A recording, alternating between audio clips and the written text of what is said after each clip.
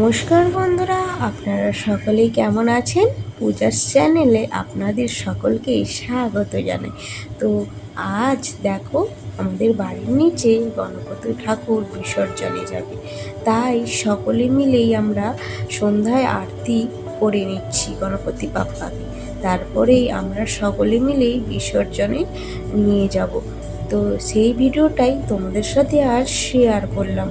তো পুরো ভিডিওটা দেখতে থাকো স্কিপ না করে, যেহেতু গণেশ ঠাকুর 11 দিনে আজ বিসর্জন।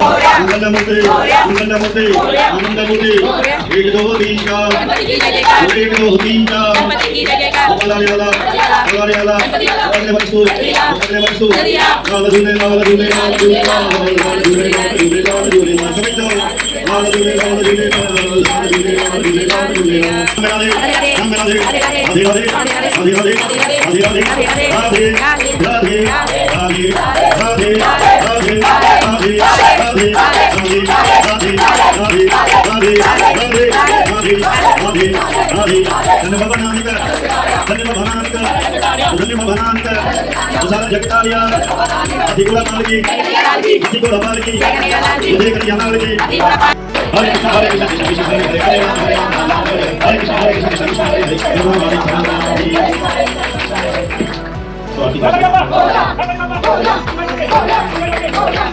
Krishna Krishna Krishna Hare Hare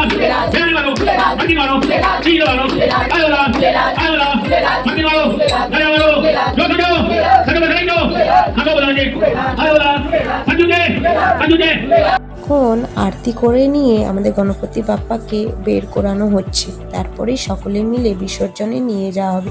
আর এইদিকে দেখো বাজনা টাজনা চলে আসছে আর সকলেই নাচানাচি করবে। তো পুরো ভিডিওটা দেখতে থাকো আর সকলেই কমেন্টে জানিও গণপতি বাপ্পা মোরিয়া, আগলে বারস তু জলদিয়া মোরিয়া রে বাপ্পা মোরিয়া রে। তুই দেখো সকলে এখানে নাচানাচি করবে। তো পুরোটা দেখতে থাকো ভিডিওটা স্কিপ না করে। তো বন্ধুরা, এতদিন গণপতি ঠাকুরটা ছিল, খুবই মনটা ভালো লাগছিল, আর আজ চলে যাচ্ছে, খুবই খারাপ লাগছে। সেটা সবারই ক্ষেত্রে খারাপ লাগে, তাই না? দেখো তবুও আমাদের